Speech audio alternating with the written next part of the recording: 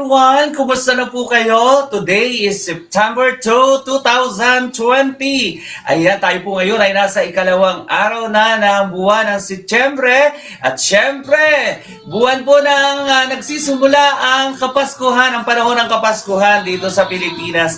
Good morning po sa inyong lahat and Merry Christmas! Ayan. So, na-miss ko ho kayo kahapon. Ang nakasama niyo po ay si Ate Bilen. And napakaganda ng pagninilay na ating napakinggan kahapon. At ngayon pong araw na ito, panibagong araw, meron po tayo ngayong buhay at lakas. At ang buhay at lakas na ito ay ating ialay sa ating Panginoon ngayong umagang ito. Dahil ang Panginoon talaga po ang dapat natin pasasalamatan sa araw-araw. Tuwing magkakaroon tayo ng panibagong umaga, panibagong bukas, tayo po ay magpasalamat sa Diyos, magpuri sa Diyos, sapagkat ito'y nararapat lamang na gawin natin para sa Kanya. And to start our program today, here is our first song, ang ating pong paborito na awitin tuwing umaga, Di Ako Magsasawang Purihin Ka.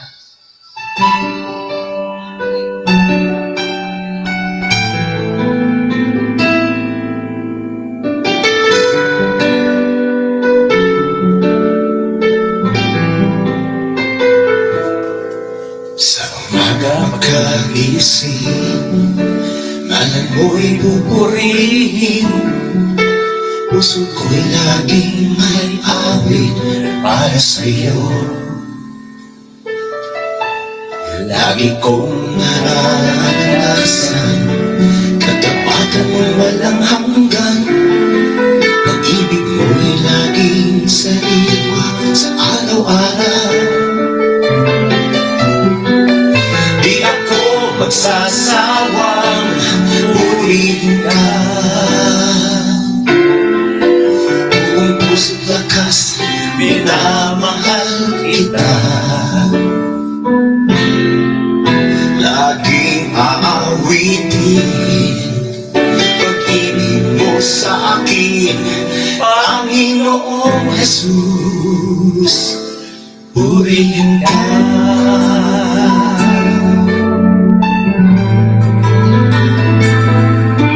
Sa umaga pagkagising, ngalan mo'y pupurihin.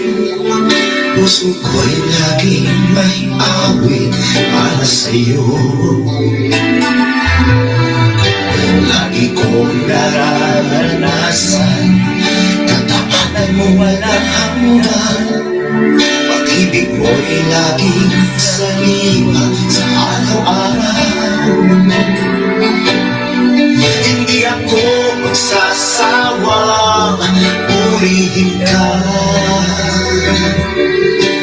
Buong puso't lakas, minamahal kita. Laging aawitin pag-ibig mo sa akin, Panginoong Jesus, purihin ka. Yes, Lord! Di ako magsasawang purihin ka.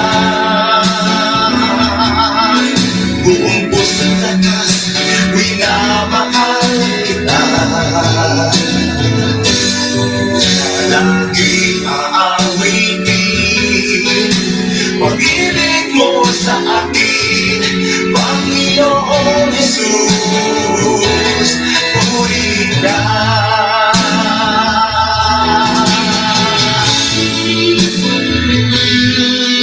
Yes, Lord. We praise you. We give you thanks and praise for all the blessings and graces that we have been receiving from you, Lord. Maraming salamat, Panginoon, sa lahat ng biyaya. Tunay na ikaw ay Diyos sa buhay. Ikaw ay Diyos na buhay na kailanman ay hindi nagpabaya sa amin na iyong mga anak. Praise you, Lord. We glorify your name. We worship you, Lord, God. Sinasamba ka namin, Panginoon. Sasawang purihin ka. Buong puso't lakas, minamahal kita. Laging aawitin pag-ibig mo sa akin, Panginoong Jesus, purihin ka. Laging aawitin, pag-ibig mo sa akin, Panginoong Jesus, purihin ka.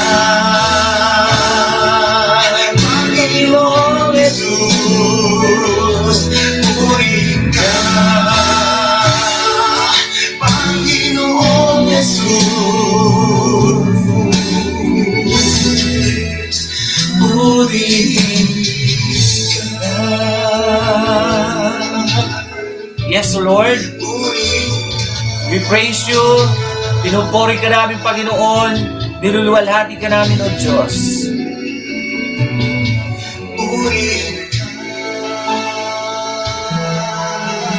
Salamat po, Panginoon.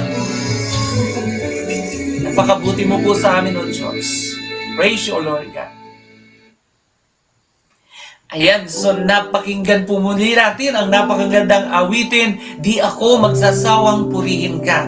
So sa umagang ito mga kapatid, tunay lamang at nararapat po na tayo ay maglaan ng sandali para sa ating Panginoon upang ang buong maghapon natin ay maging maayos at maging masigla. Ang buong pagtitiwala ang ibigay natin sa Diyos upang maging banayan po ang daloy ng buhay natin sa buong maghapong ito. Salamat tayo sa Diyos.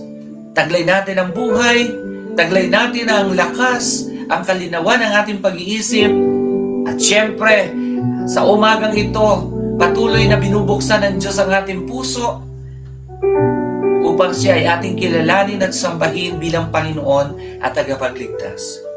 So ngayon po ay dadako tayo sa pakikinig sa salita ng Diyos at sama-sama po natin pagninilayan ito sa umagang ito. Ang ating pong ebanghelyo ngayon ay mula sa ebanghelyo ni San Lucas, chapter 4, verses 31 to 44. Ayan.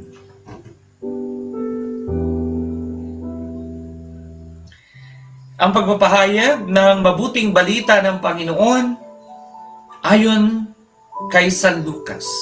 Papuri sa iyo, O Panginoon. Mula noon, si Jesus ay nagpunta sa Capernaum, Galilea.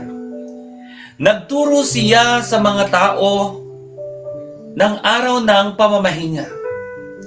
At nagtaka sila sa kanyang pagtuturo, sapagkat may kapangyarihan kung siya'y magsalita.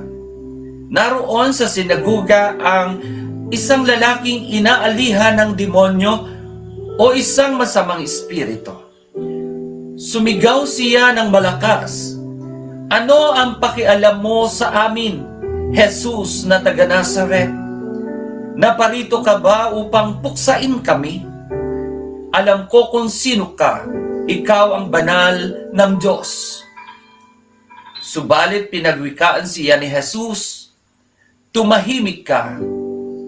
Lumayas ka sa taong iyan at sa harapan ng lahat." Ang tao'y inilugmok ng demonyo at iniwan ng hindi man lamang sinaktan. Nang kilala silang lahat at nagsabi sa isa't isa, "Anong uri ng pangungusap ito? Makapangyarihan at mabisa. Pinalalayas niya ang masamang espiritu at sumusunod naman sila." At kumalat ang balita tungkol kay Jesus sa buong lupaing iyon. Umalis si Jesus sa sinagoga at nagtungo sa bahay ni Simon. Kaya't ipinamanhik nila kay Jesus na pagalingin siya. Tumayo si Jesus sa tabi ng higaan ng babae at inutusan na alis ang lagnat, at nawala nga ito.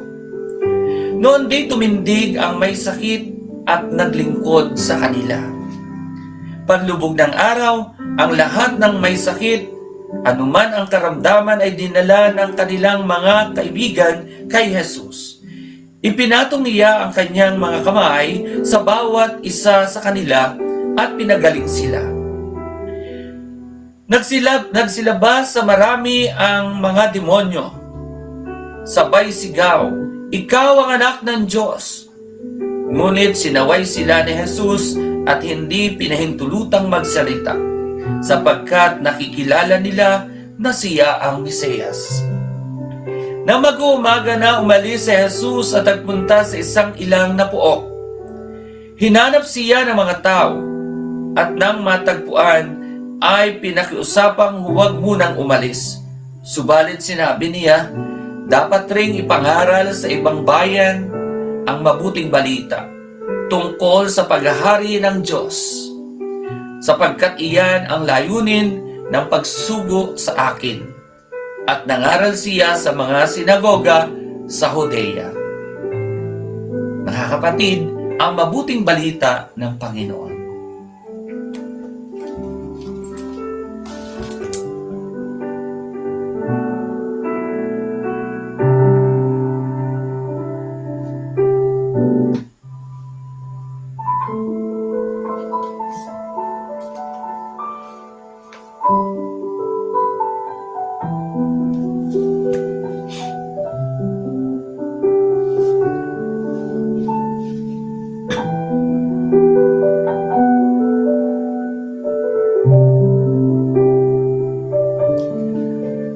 Ayan, pagnilayan po natin ang mabuting balita ng Panginoon. Muli po ay gawin nating viral ang mabuting balita ng Diyos, ang salita ng Diyos, sapagkat ito po ay mahalaga sa ating buhay na tayo ay maging kabahagi sa pagpapalaganap ng mabuting balita ng ating Panginoon. So ngayon pong umaga ay atin pong narinig ang mabuting balita mula sa Ebanghelyo ni San Lucas. At mula roon ay napakinggan natin ang iba't ibang himala na ginawa ng Diyos. At maraming pinagaling na mga may sakit at nagpalayas din siya ng masamang espiritu sa katawan ng mga inaalihan nito. So, kitang-kita po natin kung gaano makapangyarihan ang Panginoong Jesus, maging ang kanyang mga salita ay makapangyarihan. Kaya sa ating buhay ngayon, tayo po ay hinahamon muli ng ating Panginoon hinggil sa bagay na ito tungkol sa ating pagtitiwala sa Kanya, sa pananalig sa Kanya. Gaano ba kalaki, gaano ba kalakas ang ating pagtitiwala at pananampalataya sa ating Panginoon. Tunay po na sa ating buhay ngayon ay napakaraming nakakalitong mga bagay. Pero madali namang malaman ang mabuti, pag mabuti ang isang bagay at ang hindi mabuti. So madali natin mapagkumpara ang mabuti at ang hindi mabuti na mga bagay. Kung alin sa dalawa ang dapat mong pipiliin. So, mas mahirap kapag mabuti ang dalawa na ating pagpipilian. Mas mahirap po yun, ang iyong pagpipilian ay parehong mabuti. Okay po na pumili tayo kung ang ating nakikita ay isang mabuti at isang hindi mabuti. Pero kapag ang ating pinagpipilian ay parehong mabuti na gawain, ay medyo mahirap po ang mamili. So, nanatili po sa Capernaum si Jesus, kung saan marami pong may sakit at kailangang pagalingin. O pumunta siya sa ibang yun po yung dalawang bagay na pinagpilian ni Jesus, yung manatili sa Capernaum o pumunta sa ibang bayan upang magpahayag ng mabuting balita. Parehong pong magandang gawain ito. Parehong magandang gawain. Dalawang mabuting bagay o gawain, pinili ni Jesus ang mas mabuti ayon sa kanyang misyon. So, yun po. Ganon, ginawa ni Jesus kung alin yung priority. So, pinili ni Jesus ang mas malaki ang relasyon sa kanyang misyon. Ang pang-araw-araw na panalangin ang siyang ginawa ni Jesus para malaman kung paano niya tutuparin ang kanyang misyon. So laging naandun yung pananalangin ng Panginoong Jesus upang higit niyang maintindihan at malaman kung ano ba talaga ang kanyang misyon sa kanyang pagparito sa mundo. So kadalasan po, sa dami ng ating ginagawa sa araw-araw, ito po yung medyo nakakalungkot sa bahagi ng buhay ng iba, na sa dami po ng ginagawa araw-araw, ay isinasantabi na rin natin ang oras ng ating pagdadasal o ang ating pananalangin. Tayo po ba ay meron pa rin prayer time?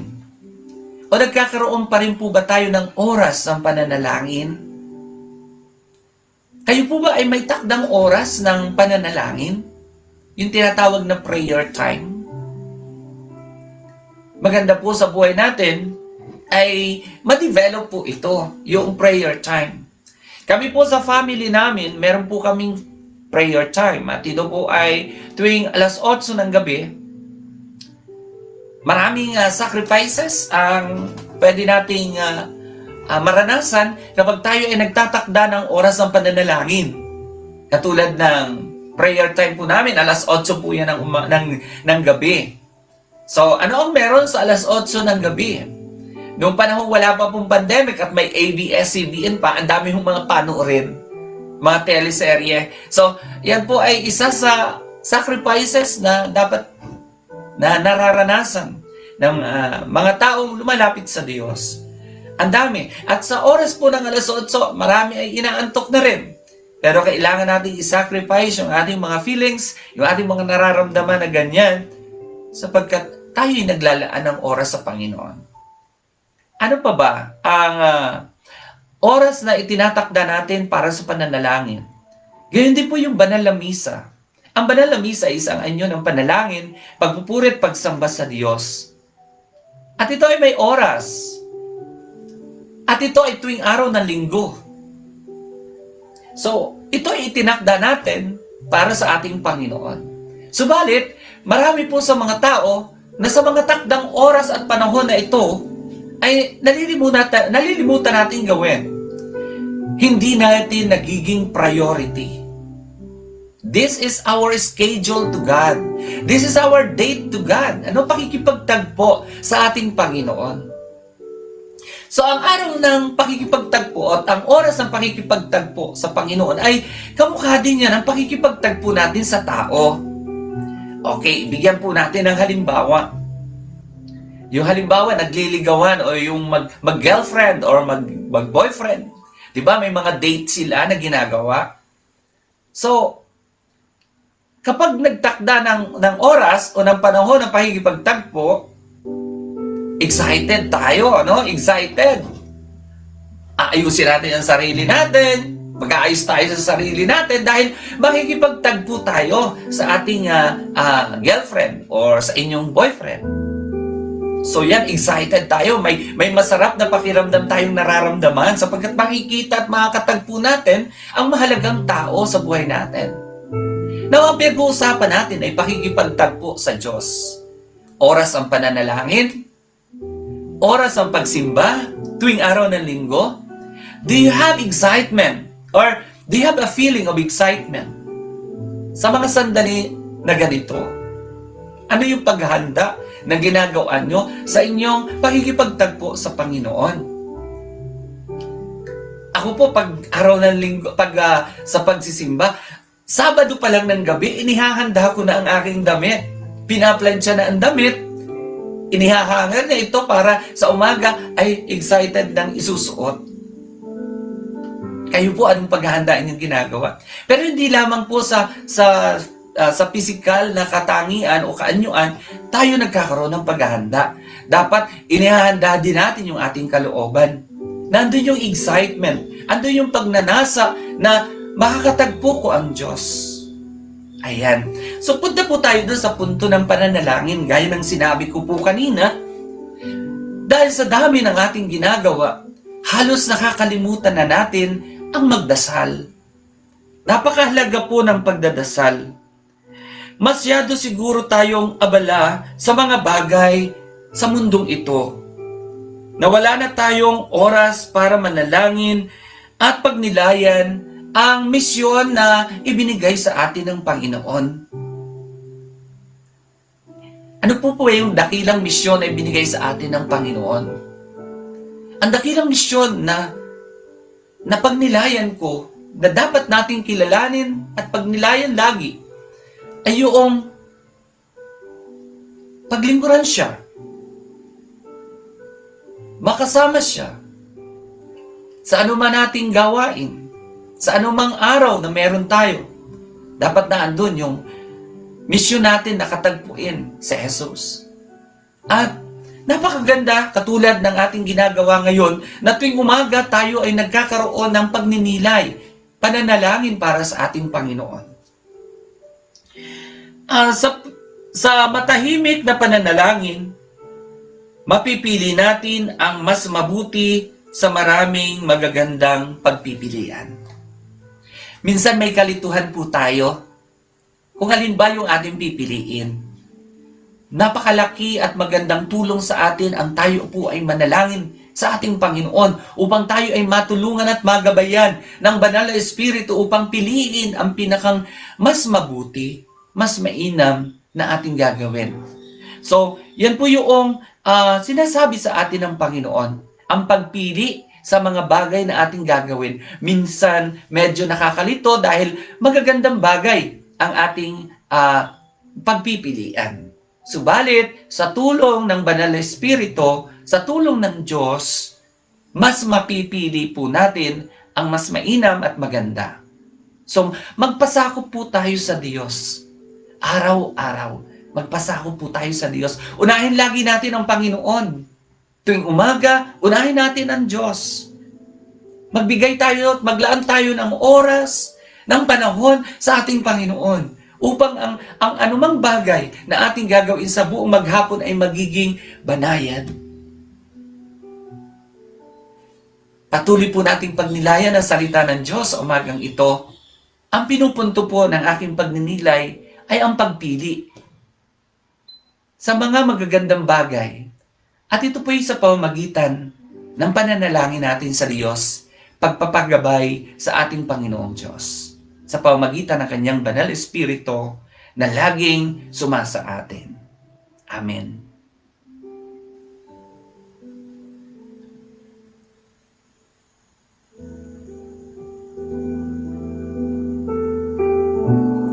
So ngayon po ay pakinggan po natin ang isang awit. Pero bago po yan, tayo po'y manalangin. Sa ngalan ng Ama, ng Anak, at ng Espiritu Santo. Amen. Dakilang Diyos, aming Ama na makapangyarihan sa lahat, napakabuti mo po sa amin. Tunay na Ikaw ay Diyos na buhay, na laging gumagabay sa amin. Ang iyong banal na Espiritu ay laging sumasa amin, laging andyan, Panginoon, para kami ay gabayan. Maraming salamat, Panginoon. Maraming salamat, O Jesus. Sa umagang ito, Panginoon, pagpalain mo po kaming lahat. Lahat ng mga nanunood sa oras na ito, pagpalain mo po, O Diyos. Ikaw po ang gumabay sa amin araw-araw. At tulungan mo po kami sa mga bagay na aming gagawin. Pagarian mo po kami upang hindi kami magkamali, upang hindi kami magkasala, Panginoon. Ikaw ang gumawa ng aming mga desisyon, O Lord. Tulungan mo po kami. Sa oras na ito, Panginoon, kami rin naman po ay humihingi ng kapatawaran. Sa lahat ng mga sandali na kami po ay nagkamali. Sa mga sandali na kami po ay nawala ng oras para sa pananalangin, para sa pakikipagtagpo sa iyo. Patawarin mo po kami sa aming mga kakulangan. Lord, sa oras pong ito, patuloy po kaming dumadalangin sa lahat ng aming mga pangangailangan sa araw na ito. Sa lahat ng aming mga gawain sa araw na ito, tulungan mo po kami. Biyayaan mo po kami, Panginoon, ang higit sa sapat sa aming pangangailangan. At tulungan mo po kami magbahagi sa iba. Lord, bigyan mo rin po kami ng pagkakataon na kami ay makapagbahagi ng iyong mabuting balita sa aming kapwa. Ikaw, O Diyos, ang aming pinangahawakan sa buhay namin ito at wala po kaming magagawa kung wala ka sa buhay namin. Kaya sa oras na ito, Panginoon, ang buong pagtitiwala at pananalig ay ibinibigay namin sa iyo. Ang lahat ng ito, O Diyos, ay aming hinihiling at inaangkin ang kaganapan sa pamamagitan ni Kristong aming Panginoon. Amen. Sa ngalan ng Ama, ng Anak at ng Espiritu Santo. Amen. Ayan.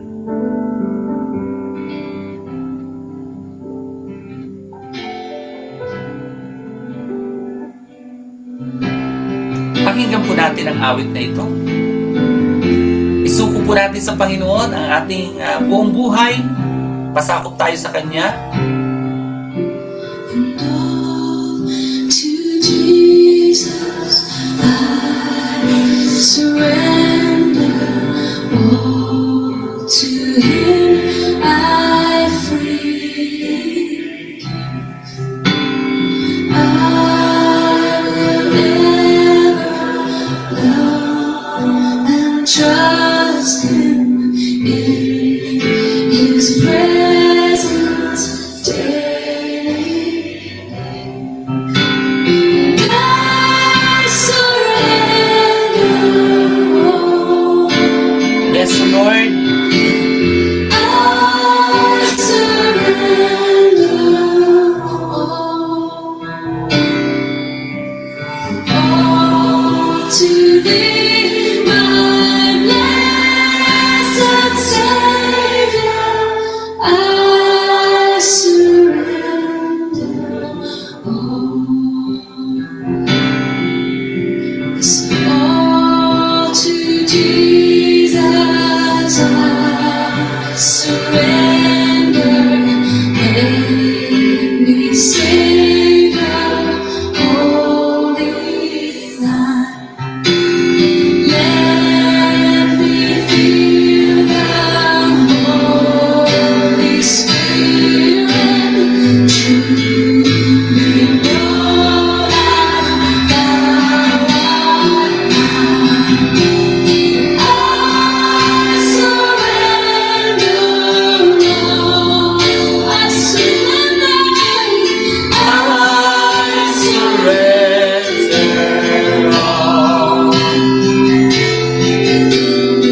All to Thee, my blessed Savior, I surrender all. All to Jesus, I surrender all. I Give myself to Thee. Fill me with Thy love and power. Let Thy blessings fall on me. I surrender all. I surrender all. All to Thee, my blessed Savior, I surrender all.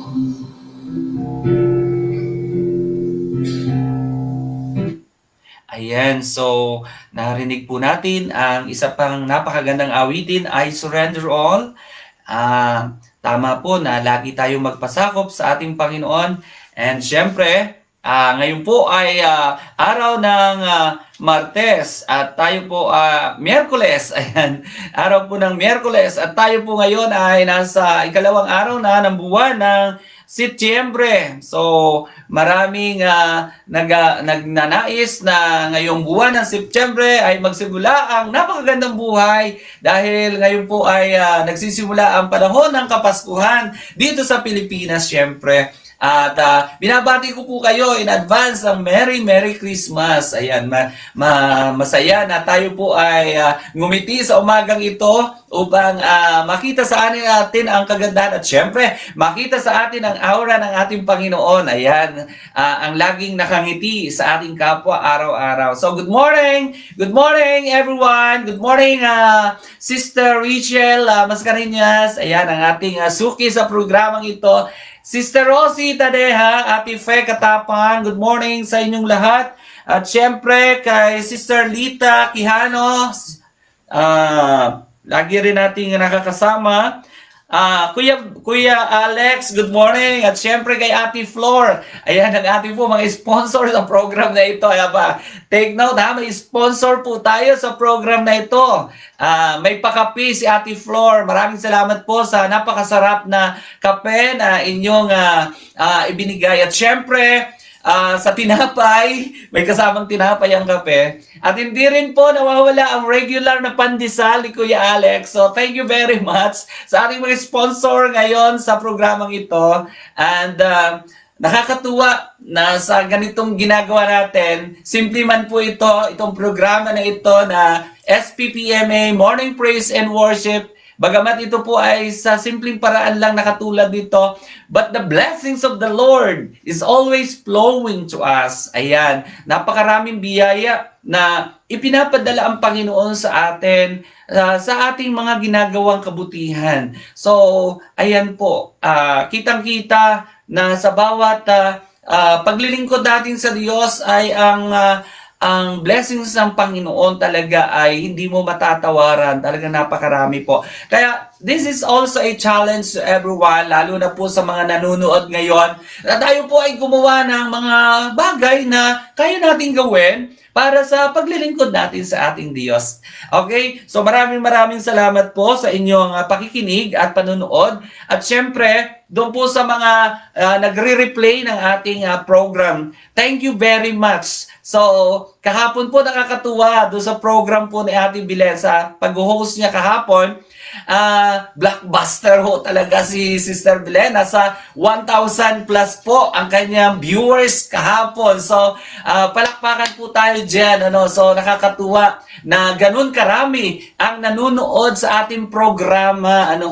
Hindi po talaga mapigilan ang pagkilos ng Panginoon sa kanyang mabuting mga anak, sa kanyang mabuting mga gawain katulad dito. Ayan, so thank you very much sa panonood din ni Probinsyanong Mangyan. Ayan, yun po ay code. Probinsyanong Mangyan, thank you very much for watching. Kumusta ka na? We miss you na. So, ngayon po umaga ay nakakatuwa na tayo po ay nananatili na naandyan at patuloy na sumasama sa amin sa programang ito. And of course, we would like to thank yung ating pong minamahal na pari. Maraming salamat po kay Father Mon. Thank you very much po sa pag-aalaw mo sa amin para isagawa ang programang ito. Tunay po na kami rin po ay natutuwa at kami po ay naging bahagi at naging instrumento sa programang ito para sa pagbabahagi ng salita ng Diyos. So, ayan, dahil ngayon po ay Pasko, bibigyan ko po kayo ng isang awiting pamasko para po patuloy na magkaroon tayo ng mga realization. Ano ba ang maganda nating gawin ngayong Kapaskuhan?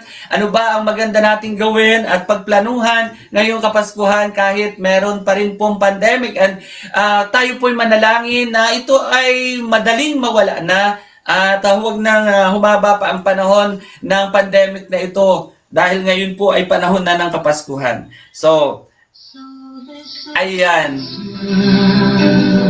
Para po sa inyong lahat ang awit na ito. What have you done?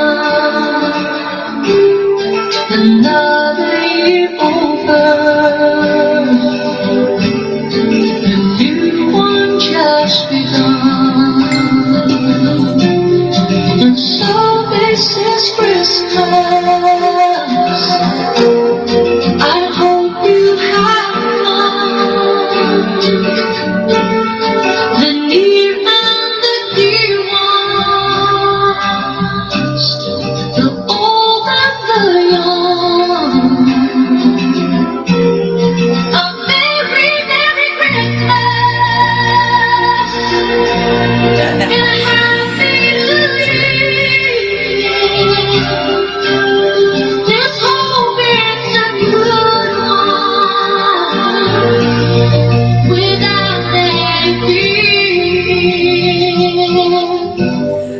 So, patikim lang po yan. Ano? Matagal pa naman ang tunay na sukdulan ng ating Kapaskuhan. So, marami pang awit ang inyong aabangan sa programang ito.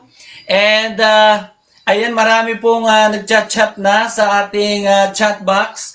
Maraming salamat po sa inyong patuloy na pagsubaybay. Good morning, Ate Glo, and to all the Jesus family. Good morning po sa inyong lahat. Maraming salamat sa inyong panonood. And of course, kailangan po nating magpaalam na dahil medyo marami pa tayong gawain.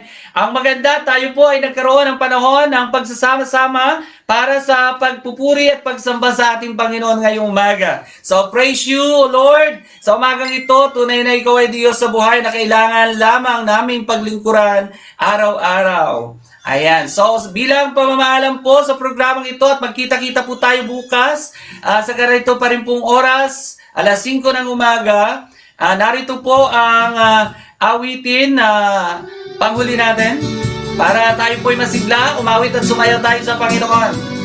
Hello, good morning! Wake up, wake up! Gising-gising po! Sayaw-sayaw! Binabago mo ako araw-araw.